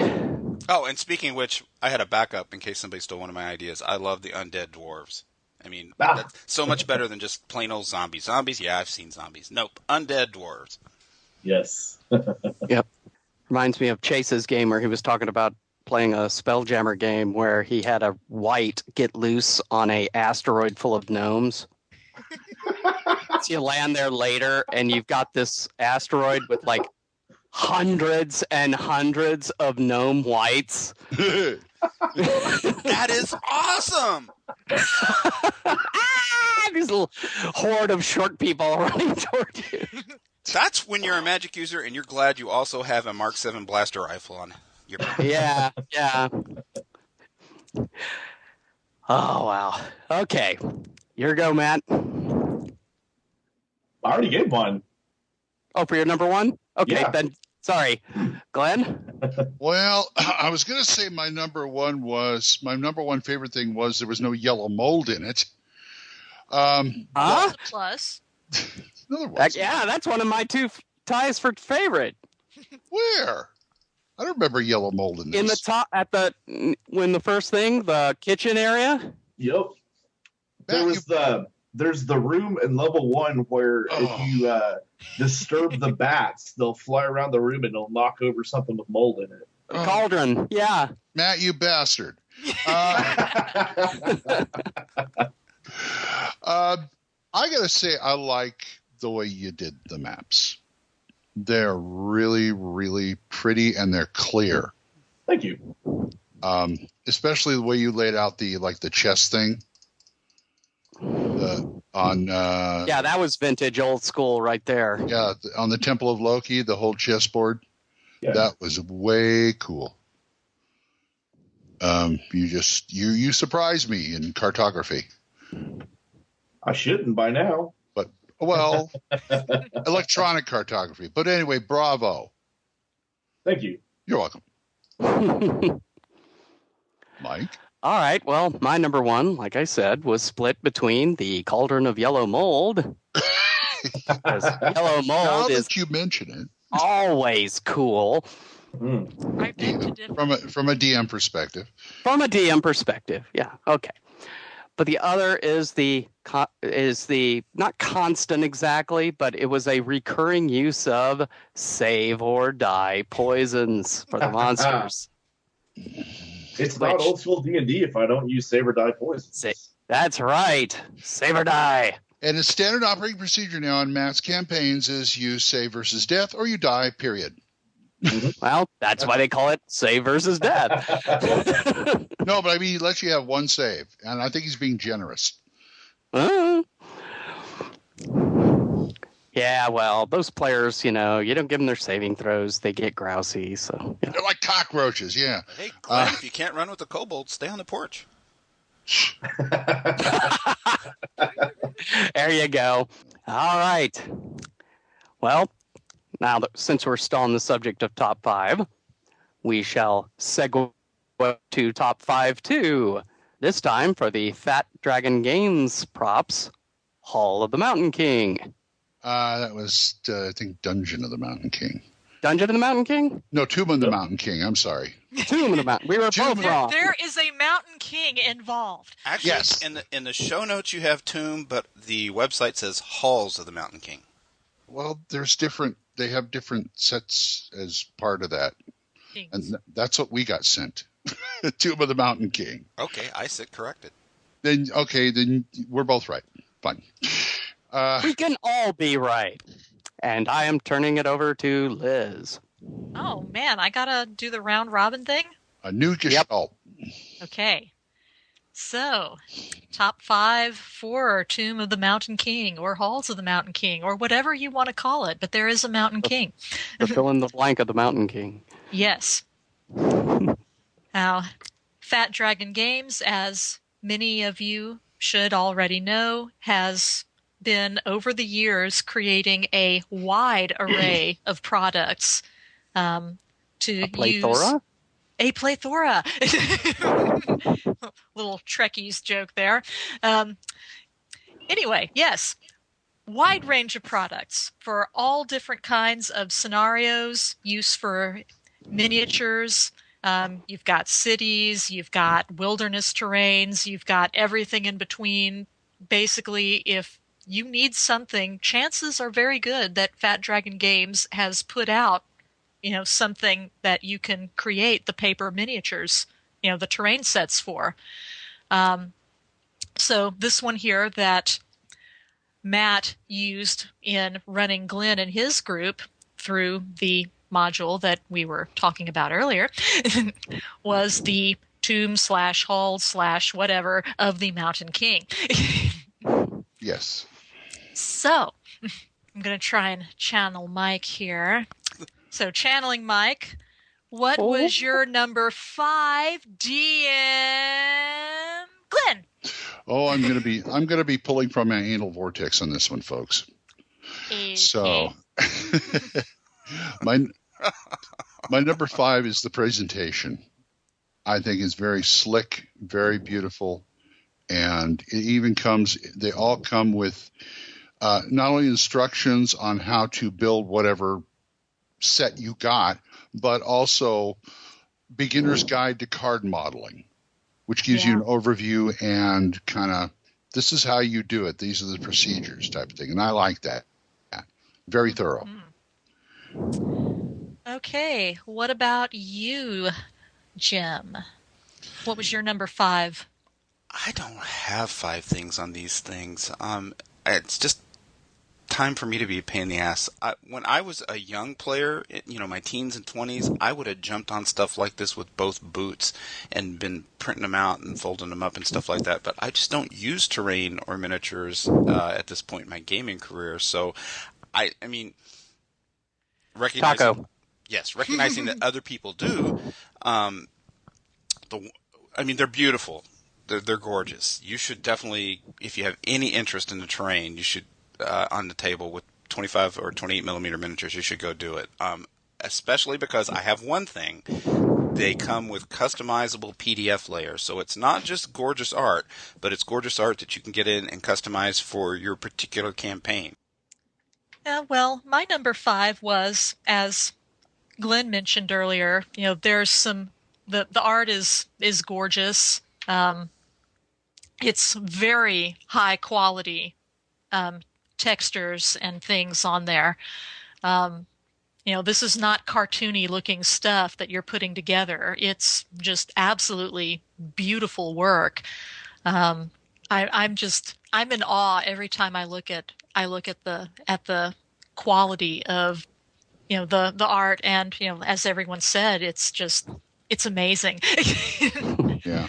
I don't generally use, like Jim has said, I don't generally use a lot of terrain and stuff like that with miniatures with my games. Normally when there's a big fight with monsters and there's a group, that's usually the only time I even have minis go out on the table, just to keep track of where people are. But the Fat Dragon stuff is so gorgeous. I am sorely tempted to start incorporating it because it's just amazing. Okay, so we're going into number 4, and I'm going to try and remember what order I had people going in before. I think I had you go first, Glenn. Yeah, I think you did. Okay. Number 4, I'm going to go the layering. Yes, I like, but what I like is it fits into your stuff. I mean, we were playing yesterday, and I was looking at the table because Matt, he loves terrain. He loves stuff. He makes stuff all the time for stuff, and he's got some cool layouts for dungeon halls and rooms and things like that. He uses over and over out of stuff. And then he had like the furnace from the set in one room, and I was looking at it and go, wow, that really fits. I mean, it's not like you said, not cartoon stuff. I mean, it really fits with what he did. It's very adaptable. That's what I like about it. Okay, so what about you, Jim?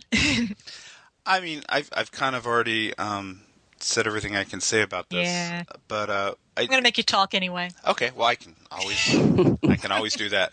I mean, just trying to recognize that just my personal taste at this point in my gaming career is not everybody else's. Wouldn't it be cool? Remember when Bad Mike ran B1 at North Texas with the life-size pencil graph map? Wouldn't it be cool? Oh, yeah, the huge table map? Yeah, scaled to the miniatures. Wouldn't that be badass to do with this system? Can you imagine? That would be pretty damn cool looking. Yeah. Yeah. So, Bad Mike, if you're listening to this, start work now. I think you'll be able to finish it up in time for the convention.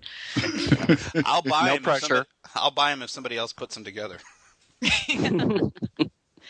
But yeah, just the whole B1 set laid out on that huge table using the Fat Dragon miniatures, terrain sets.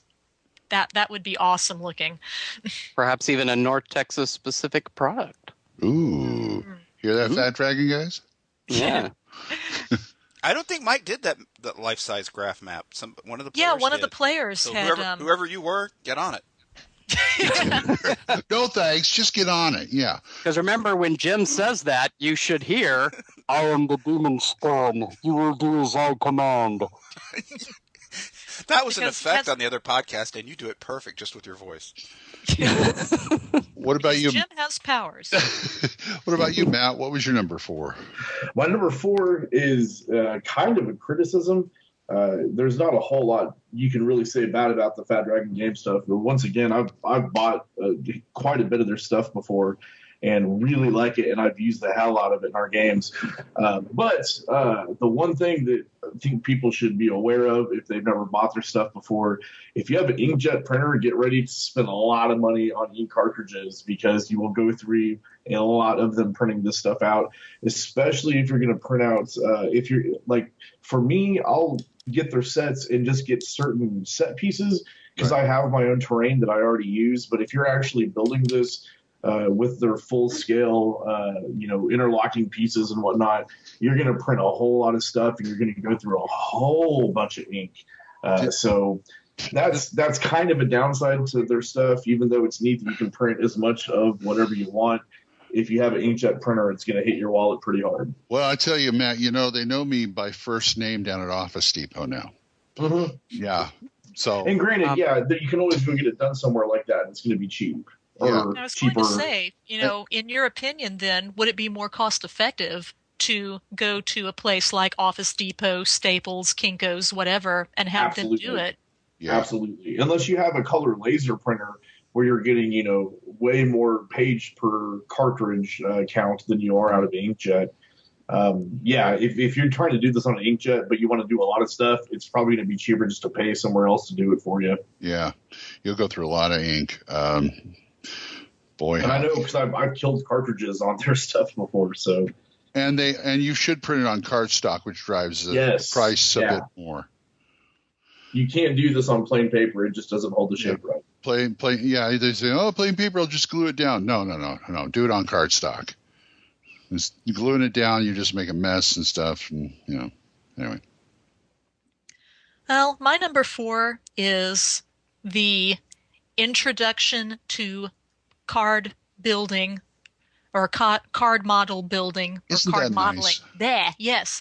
It's a PDF. I believe it is a free download on their site that basically just runs you through how to do it if you've never done anything like this before. And it's got, just tons of, color photographs, close-ups of the different steps on making a wall, making a door, making a column, all these different things. And, you get to see it being done. It shows you, what you should be doing. It, gives you, helpful tips on doing it better and not messing up. It's like for hard to reach places, try to use a ruler or something for pressure, stuff like that. And also, and this is something that I personally probably would not have thought of, but it seems to be a no-brainer once I read it, using some foam board for some of your bases to give them a little more oomph. You're talking about the foam board master over here with Matt. Yeah, the foam core, mount your model's bases on foam core. It's like, well, yeah, wow, but I wouldn't have thought of that if I was just doing it on my own. But, when I read it, it's like, well, yeah, that only makes sense. Although that does say that it's optional. You don't have to, but I do believe that it would make a world of difference in how your 3D stuff, wound up sitting. Well, if you do it for bases, could you use it you think you could use it for the terrain itself? I mean, gluing it to foam core and cutting and things like that. Some parts of it, though, a lot of it is, there's way too small folds and bits to it that you couldn't have it back. Right. Well, I mean, for the most part, like columns and things like that. Oh, sure. Oh, okay. And that by the way, Liz, that PDF, I think they include that with every sale.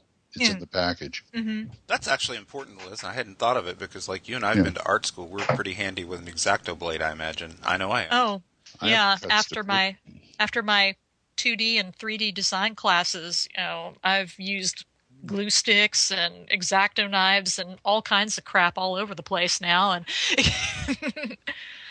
but yeah, most people, aren't going to have all that stuff on hand. It might not even occur to them that, hey, that would really be cool. Come learn the ways of Michael's Art Supply. Okay, so moving on to number 3. Glenn, what was your number 3 for this? No, I'm out of stuff. No.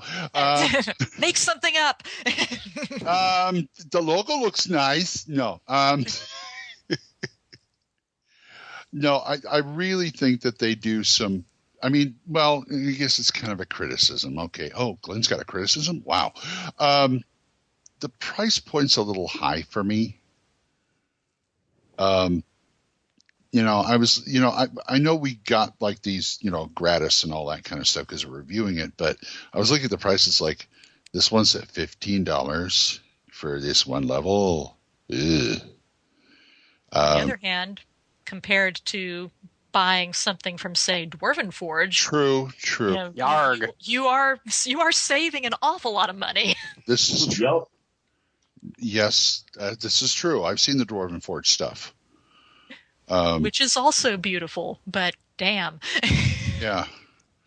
There's something to be said to finding an old Hero Quest set. But that's my number 3. So what are we on, 3? 3. 3, okay, yeah. Yeah, these aren't going to be as heavy. 3, sir. Sorry.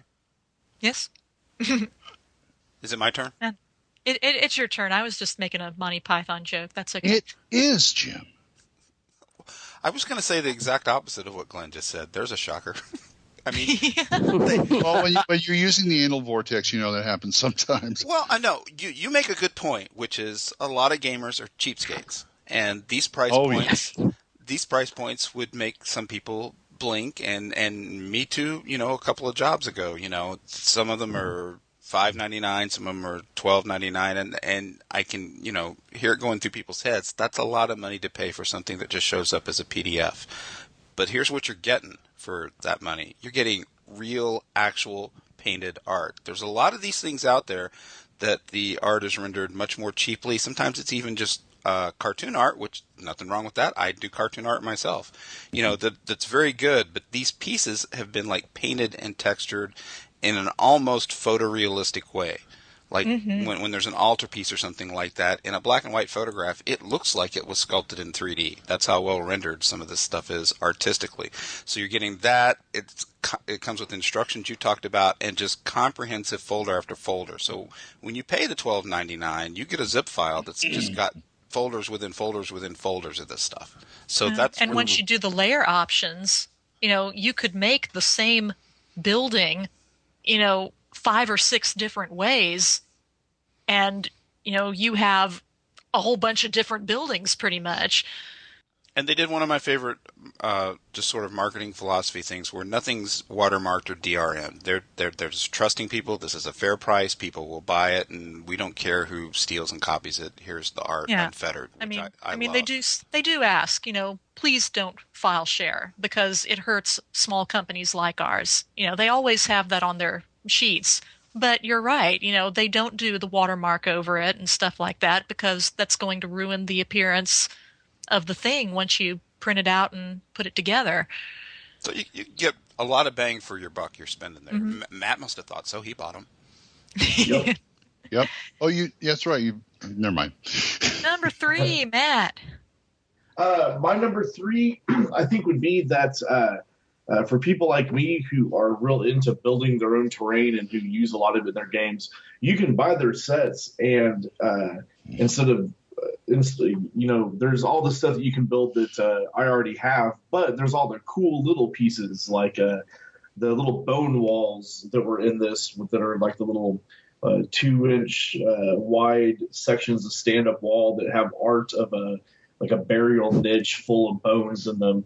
And that was cool. Yeah. I actually just used that in game yesterday. So the forge pieces, you can build those independently and integrate them with your own terrain. There's just so many cool little set pieces that come with it that even if you already are into building your own terrain, there's still stuff worth buying this for because of all the neat little kitsch that comes along with it. Let me gush a little over you, Matt.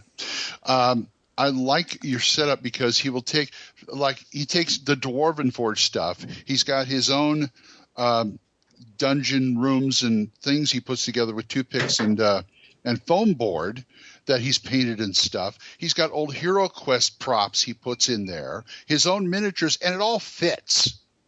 It all looks like it's supposed to go together, which I think is very cool. All right, gushing over. Okay, and my number 3, pretty similar to what Matt said, the wide variety of buildings, of terrain, of individual pieces. It's so easy to either use all, just use part, or even mix and match from the different, other sets. I know we're primarily talking about Mountain King, but you could do mixing and matching from just virtually everything that's in the Fat Dragon line, and pick and choose what you need, and it's very easy to just plop right in there like a puzzle piece. It's kind of difficult because we're talking about a very visual item in an audio medium. So, I mean, if you're at all into this kind of thing or interested, you should just go to the fatdragongames.com website because they have beautiful pictures of exactly what you just described, Liz, where it's the cardboard pieces that don't look cardboard with actual lead miniatures on them. It is like all mixed and matched. It looks like dioramas. Right. Yeah. Right. And since this is an audio medium, take our word for it. Go look at it. Yeah. Okay. Number 2, Glenn. Number 2, Glenn. Oh, boy. This is going to reverse my last point. It's like, yeah, I think they're a little expensive, but I'm going to agree with Jim. You get more bang for your buck. Score. Yeah. I mean, 12. You have converted him. Yeah. See, well, Jim has powers. The thing is, I'm not used to paying. Well, most of if you look at my RPG Now purchases, it's like free, $2, free, $1.50, free. I'm not used to paying more than maybe $8 for something on our drive-through RPG, and you get hit with boom, $12 to $15. You go, what?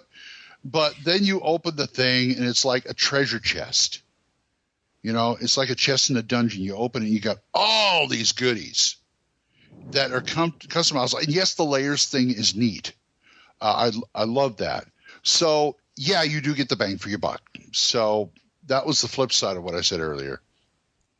Yeah, I don't mean to sound flip because, 3 years ago I was freelancing, which is fancy word for unemployed, and, every dollar counted. So I just meant to make the point that you are getting your money's worth out of these, even if they seem a little in the pricey range. Right. Yeah, this is not a one-trick pony. Okay, Jim, what's your number 2? Oh, that was it. That was it? Yeah. All right, then. Well, that was fast. Okay, Matt? My number 2 actually was going to be the price. Really, you just can't beat it. For what you get for your dollar, it's ridiculously cheap. And $15 is what? A pizza? Right? Yeah. And that pizza's gone after one evening. You can use the not at my terrain house over and over and over. I like that. I make that last a week, but that's me. No, so. He chews the cardboard. No, thank you, Mike. Because that's what I meant to be on about. Is like the cheapskate gamers that like have a cow that something is $8.95 for a module when that's one trip through Taco Bell. But yeah, they complain about the $20 yearly membership to our reenactment group, and then in the next breath they're talking about how they went to a concert in Dallas and got seats for $80 a seat. It's like, okay, obviously you can afford that. So yeah, it's weird sometimes. I think it's just people have an aversion to spending that much on a digital product. Yeah. Well, also, yeah, I think that's part of it. Also, what's the average age of OSR gamers? We're pushing at least middle age. No idea. At least middle age. I'm sure we're all very young. Okay, stand back because he's going up on a soapbox. When I started playing D&D, you couldn't even get Xerox copies readily. I mean, it was a big deal. Our first DM had some of the monochrome modules and worked at an office building, and I remember sneaking in there with him at 10 o'clock at night to photocopy those modules. Wow. So if you'd have told me in 1979 that someday I would have a magic box on my desk connected to the rest of the world and I could get anything I wanted just by punching a couple of buttons and dinging my checking account, I'd have thought you were crazy. But instead you'd use it to look at pictures of cats. I do that too. And porn. I'm sure none of us ever do that. No. And that's what Save or Die podcast does not approve. What, porn? Pictures of cats. Porn. Pictures of cat porn. Porn cat. Never mind. Which, of course, is 90% of the internet. But anyway. But the Fat Dragon games are model building porn. See how I brought that back? Yeah. Wow. Yeah. Yeah, that worked. See? Okay. Yeah, that's good. Okay, wrenching us back on topic. My number 2 would be the ease of construction. Even some of, as has been mentioned before, there in a lot of cases, there are 2 versions of stuff. There's what they call the easy version that you can put together that's not quite as full of fiddly bits as the standard version, which may be better for more experienced modelers. But even with the ones that have more of the fiddly bits, everything is very clearly marked. And you've got little icons that tell you, you fold this, you cut this these pieces should have glue put on them. And, there's a legend at the top to remind you of at every page, what's what. And it's very easy to decipher and understand. So that's my number 2. I've printed out some modeling, things for Mike in the past, houses to put together and stuff for his All Things Zombie game. Mm-hmm. And some of those, you've got the model and there's no instructions. You're just assumed that you know enough about putting together cardstock stuff that you're going to understand it. And I'm looking at these sheets that we got printed and going, holy cow, I don't even know what to do with this. But you don't have that problem with the Fat Dragon Games stuff. Toby Terrain says you shouldn't cut here. And now, what everyone has been waiting for. Number 1. What is your number 1 thing, Glenn? Sorry, I'm busy alerting the press on this. The overall package is professional, very well laid out, and it's just a good deal. Let's just leave it at that. Well said. Jim? Man, 1979 Jim would have been all over these. I mean, I guess my favorite thing about it is now that I know I get to be on a podcast where we talk about stuff like this, and now I can facilitate anybody who's interested in this that I run into, in the various cons and stuff. I can point them to Fat Dragon Games and go, here, here's exactly what you want if you don't want to spend $400 on Dwarven Forge. Although I love Dwarven Forge too. Right. I know where to point people. Yeah, talk about being cheapskate. As much as I love my Dwarven Forge, it's like I see those price points. I can't justify paying $200 for a set. Not to mention, we've got a few Dwarven Forge boxes. Those things take up a huge amount of room in the gaming closet. It's like if you had a whole bunch of Dwarven Forge stuff, we might have to move. I've got some Dwarven Forge. I mainly just use it for diorama setups to photograph miniatures. I wouldn't game with them, but they're beautiful. But I mean, this stuff is for I've got a game. I mean, the convenience of this is the factor where I've got a game next week. I need something tonight. You buy it, you download it, you print it, and 2 hours later you've got a terrain piece. Yeah, I've got to order Dwarven Forge online and wait for it to show up in the mail. Right. So, Matt, what's your number 1 favorite or least favorite thing about Fat Dragon Games? My number 1 favorite would have been the art, but that's already been touched on, so I don't want to bring it up again. But seriously, it's absolutely beautiful stuff. It just really is. So, since that's already been said, my number 1 is just Fat Dragon Games in general. They make amazing products, and I cannot more highly recommend the Dungeon Bastard's Guide to Traps. It is one of the greatest things I've ever read. That's right, they put that out. And it really, that right there, if that doesn't sell you on Fat Dragon Game stuff, then nothing will, because it was a brilliant book. Dungeon Bastard. I love that guy. Well, my number 1, again, like I said earlier, I spoiled you all on it when the first person mentioned layers earlier on, but yeah, that was my number 1 thing. I'm just so all over the whole layers thing. You can take a single building, and by using the different layers, you can customize it to however you want to look. You could make 4 or 5 different, versions of the same building using the different layers, and for all intents and purposes, you've got 5 different buildings now.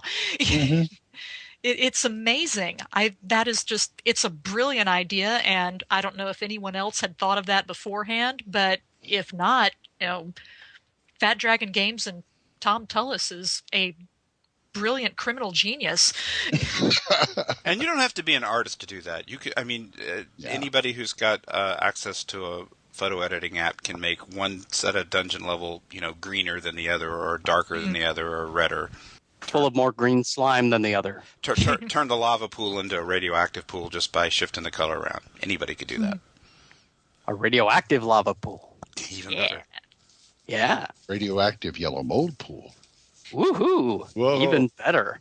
Oh. All right. Well, let's move on into products of your imagination and give these suckers some dragons. Woohoo! Your dungeon master has placed you in a dreadfully precarious position. Where are the Cheetos?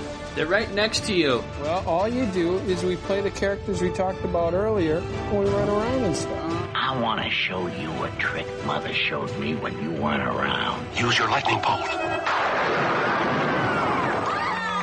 Victory is yours. I'm attacking the darkness. Dungeons and Dragons game. Products of your imagination. You're not there. You're getting drunk. Potty. Excuse me? Pie.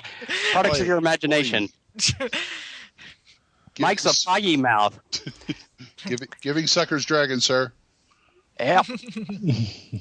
All right. We shall start with talking about the format and art, shut up, Glenn, of the Mines of Yes, Valdhum. who was that brilliant artist in the Mines of Valdhum? Glenn has been a good boy because we haven't talked about the art the whole podcast yet. I mentioned Yeah. Yeah, that's my new first name. Shut up. Mr. S. Glenn. So lay it on us, folks. All right. Does anyone have any comments on the format, layout? Kind of touched on it lightly earlier. Maps. Open forum. Yeah. Anybody want to throw in something that hadn't already been said? Module ever made. Yeah. What's that? I said it's all beautiful. It's the greatest module ever made. Damn straight. Magnificent. Damn straight. Well, I mean, Buy 10 of them. I'm already a fan of Glenn's art style because it's kind of a cross between Ralph Bakshi and Robert Crumb. But I like that. The only critique I might make for a future version of this is to just intersperse it with one other artist because I like no, Glenn, you're like Jim Holloway. Jim Holloway, the one thing Jim Holloway does great or best. The only thing he does good, I didn't mean that. The best thing about Jim Holloway's art is the way he captures a tableau of expressions to everybody in there, and that's what you do. I mean, there's something going on in the heads. Be quiet. I'm complimenting you. There's something going on in the heads of all those characters. You know, you can see the emotions, you can see the feelings. It's very expressive and emotive. Thank you. I might have just liked to have seen, that balanced with some more straight lace, serious, sword swinging art. Well, I try. But thank you, and I'm humbled that you compare me to Jim Holloway, one of my favorite artists. And I'm glad you ignored the fact I put Humphrey the Bear in there. So,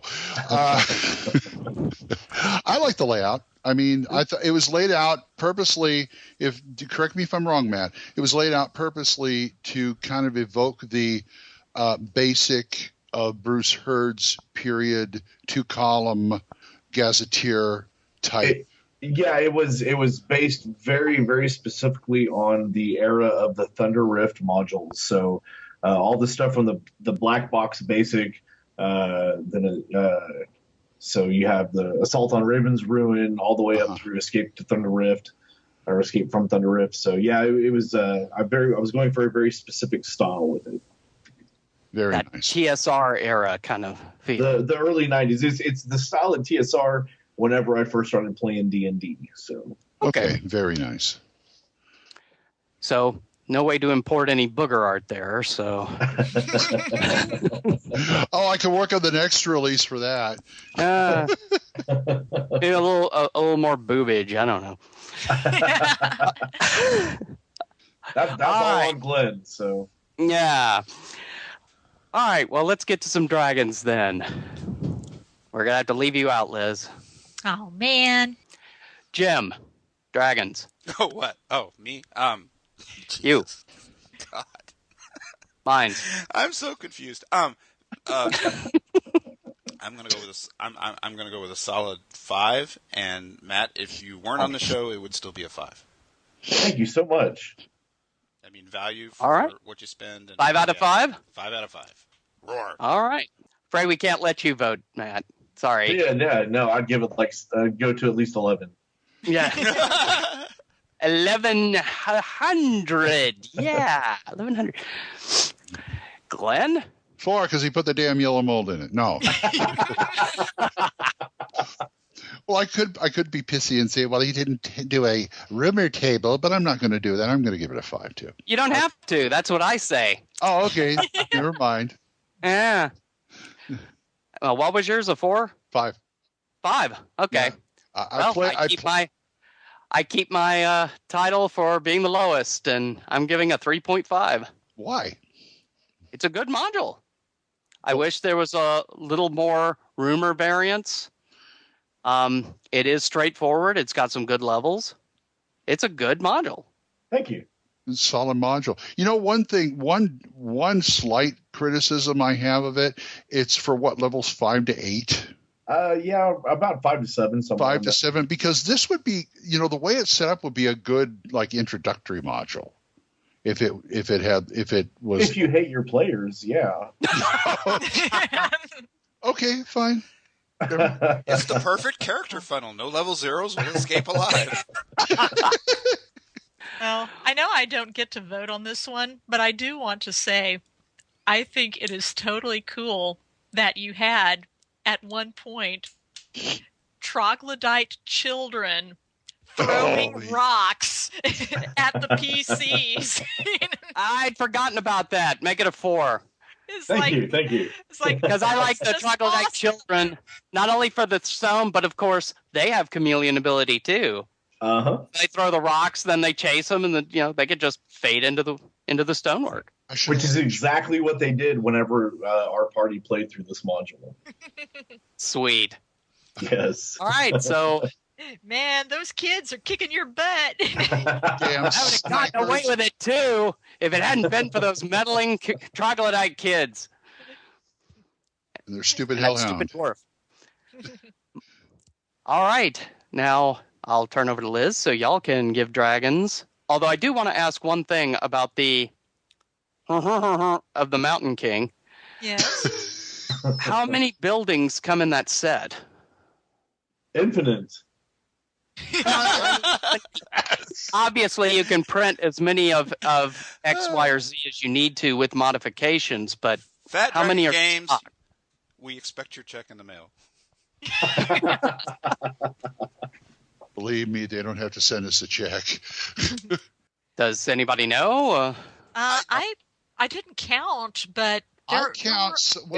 Really, it's totally set up so it's infinite amount of rooms. There's no specific way to set it up, so it just gives you the tools to create literally whatever layout you want, and then it gives you the fluff pieces to put in them so that it makes it dwarfy and mountainy. Okay, so is this exteriors or interiors? Interiors. Okay, that's the difference. I think what Mike is asking is how many PDFs came with the set, right? Yeah. No, actually, I was thinking of it more as exterior things as well as interior, but apparently it's all interior. So never mind. Yeah. It's tiled and it's modular and it's really plush with like extra accoutrements, like Matt was saying later. Yeah. So drones, chests. What happened was I brought some of these to Office Depot to print out for Matt to use in the game so he could try them out, and I think it counted like something like 26, 28 PDFs, some of which were multiple pages. Yeah. See, that's another bang for your buck right there.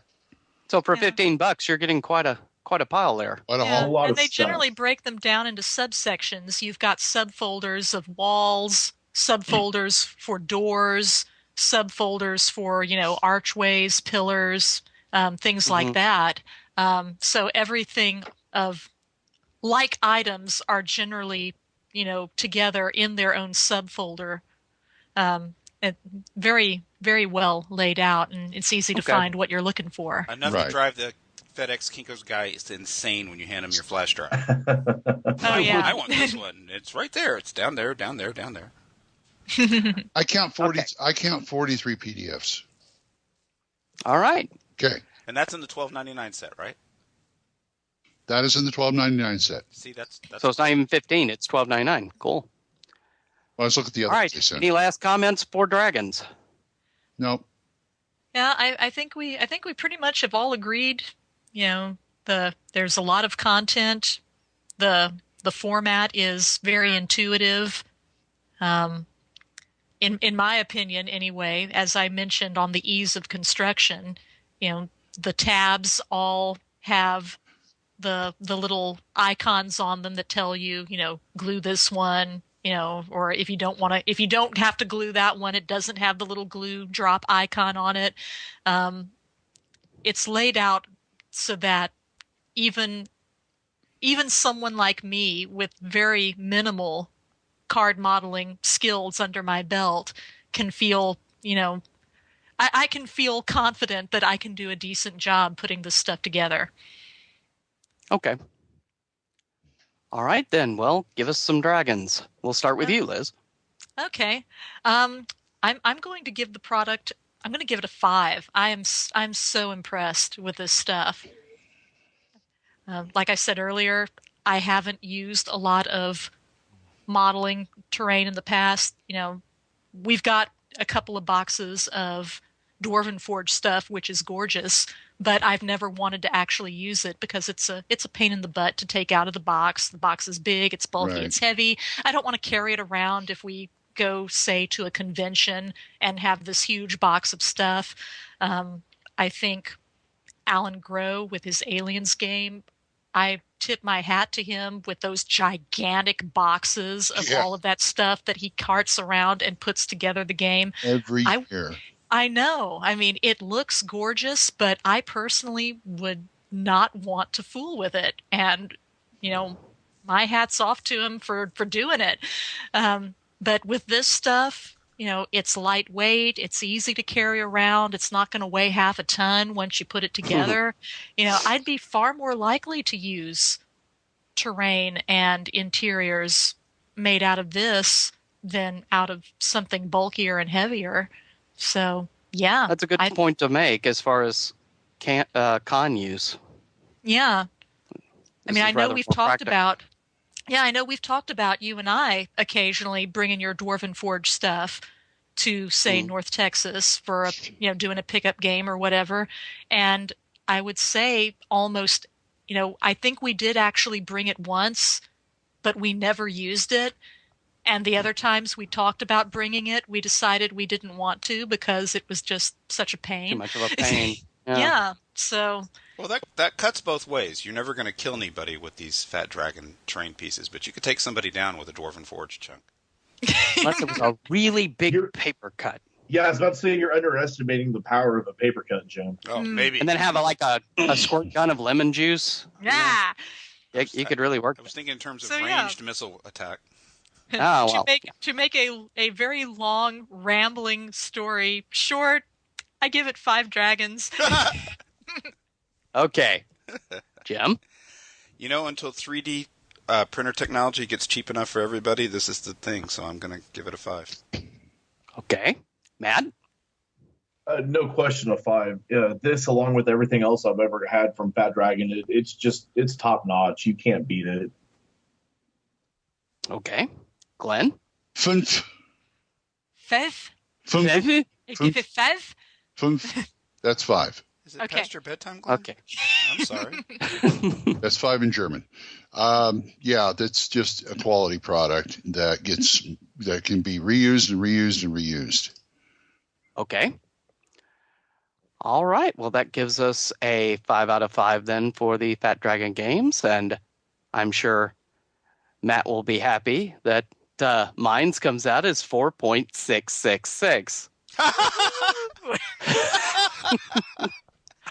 It was fate. It was fate. It was. Well, that's it. And another episode comes to an end, and another dusty road looms out before us. How are we going to head down the road this time, Liz? Liz, I am heading down the road being chased by a group of troglodyte children. You stole mine. You stole mine. You can run with me. Yeah. No, the magic's gone. You don't want to be with me. Okay, fine. My All right, Jim? children are too good for you. I'm going down the road turning undead dwarves while I'm singing a bird song. Woohoo! Glenn? Well, I'm going to do this for Matt because it looked like Matt had to take off real quick. Matt is probably joining the troglodytes and throwing the rocks at you, Liz. Yeah. Maybe he's just providing the rocks. He's handing the rocks. Yeah. And I'm going to take those ropes I broke off the roper and fasten them into a lasso and try and catch one of them troglodytes so I could ride them into the sunset.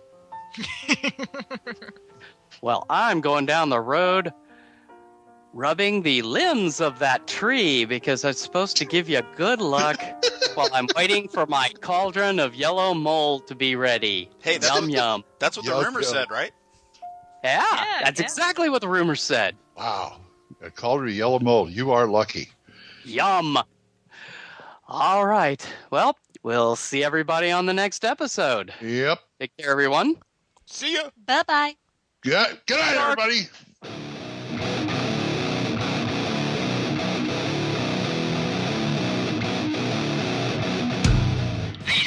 Podcast is a production of Wild Games Productions in association with D20Radio.com. The Save or Die theme music is provided by the band Mississippi Bones. You can find them at MississippiBones.bandcamp.com. Subliminal commands for tonight's episode were provided by the Demon Spawn of Mr. and Mrs. Wampler. Thanks for listening, and we'll see you next time on Save or Die.